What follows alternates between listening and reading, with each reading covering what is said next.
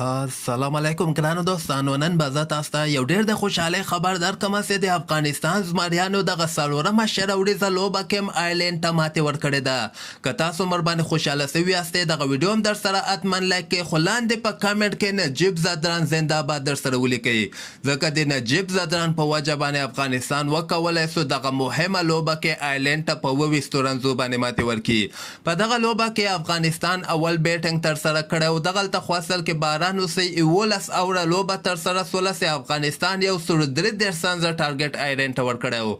په دغه کې رحمان الله ګربزم په 13 بالو باندې 40 رنزه کړي دي، خو نجیب زدران په 40 بالو باندې 50 مهم رنزونه کړي دي او ډېر اساس وخت کې نجیب زدران بیټینګ تر سره کړی د 3 شپږیزې او څلوريزې وهلي دي.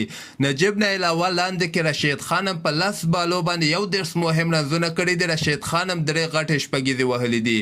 خو بل طرف ته که موږ د آیلینډ بیټسمنان وګورو، آیلینډ ونه څه کولی چې دغه ټارګټ پوره کړي، 105 پورې دغه رنزونه ورسول او همدغسې ټول لوبغاړي د دوی آوټ سول. افغانستان په 22 رنزو باندې دغه مهمه لوبه له آیلینډ نه ګټلې ده.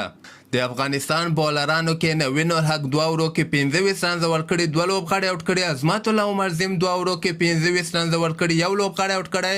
مجیب زدران بیا زبردست بولینګ تر سره کړی، 2 اورو کې صرف 13 رنزه ورکړي دي. فرید ملک سکوم د غم 2 اورو کې 14 رنزه ورکړي، 3 لوبغاړي آوټ کړي دي.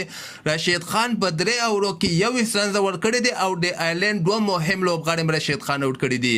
نو د رشید خان او د نجیب زدران په زړه پورې پرفارمنس په وجه باندې افغانستان دغه مهمه لوبه له آیلینډ نه ګټلې ده. تاسو هم خوشحاله سوي یاستئ دغه ویډیو در سره حتما لایک کړئ او همدغسې تازه خبرو لپاره تاسو دغه چینل هم در سره سبسکرایب کولی شئ.